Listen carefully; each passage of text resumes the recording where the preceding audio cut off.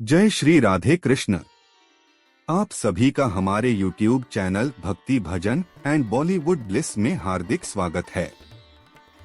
आप सभी को देवशयनी एकादशी की मंगलमय शुभकामनाएं। भगवान श्री हरि विष्णु और माता लक्ष्मी की कृपा आप सभी पर सदैव बनी रहे। आषाढ़ मास के शुक्ल पक्ष की एकादशी को देवशयनी एकादशी, हरिशयनी एकादशी और विष्णु शयनी एकादशी के नाम से जाना जाता है। सनातन धर्म में इस एकादशी का अत्यंत विशेष महत्व बताया गया है। मान्यता है कि इसी दिन भगवान श्रीहरि विष्णु क्षीरसागर में शेषनाग की शैया पर योग निद्रा में चले जाते हैं और अगले 4 महीनों तक योग निद्रा में विराजमान रहते हैं। इसके बाद देवोठनी एकादशी के दिन भगवान जागृत होते हैं। इसी दिन से चातुर्मास का शुभारंभ होता है। इन 4 महीनों में विवाह, गृह प्रवेश और अन्य मांगलिक कार्य नहीं किए जाते, जबकि पूजा पाठ, जप, तप, दान और भक्ति का विशेष महत्व बढ़ जाता है। जो भक्त सच्चे मन, श्रद्धा और नियमों के साथ देवशयनी एकादशी का व्रत रखते हैं, भगवान विष्णु और माता लक्ष्मी उनकी सभी मनोकामनाएं पूर्ण करते हैं।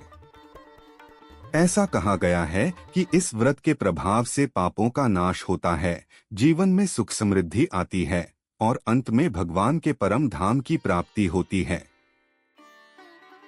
अब आइए जानते हैं वर्ष 2026 में देवशयनी एकादशी के शुभ मुहूर्त, व्रत की सही तिथि और पारण के शुभ समय के बारे में। सबसे पहले बात करते हैं एकादशी तिथि की। इस वर्ष एकादशी तिथि 24 जुलाई 2026 शुक्रवार को सुबह 9:15 से प्रारंभ होगी और 25 जुलाई 2026 शनिवार को सुबह 11:36 पर समाप्त होगी। चूंकि इस बार एकादशी तिथि 25 जुलाई के सूर्योदय के समय विद्यमान रहेगी, इसलिए सूर्योदय व्यापिनी तिथि के अनुसार देवशयनी एकादशी का पावन व्रत 25 जुलाई 2026 शनिवार को रखा जाएगा। अब बात करते हैं द्वादशी तिथि और व्रत पारण की। द्वादशी तिथि 25 जुलाई 2026 शनिवार को सुबह 11:37 से प्रारंभ होकर 26 जुलाई 2026 रविवार को दोपहर 1:59 तक रहेगी। शास्त्रों में बताया गया है कि एकादशी व्रत का पारण हरिवासर समाप्त होने के बाद ही करना चाहिए, क्योंकि हरिवासर द्वादशी का अत्यंत पवित्र प्रारंभिक भाग माना जाता है और इस दौरान पारण नहीं किया जाता। इस वर्ष हरिवासर 25 जुलाई शनिवार को शाम 6:12 पर समाप्त होगा।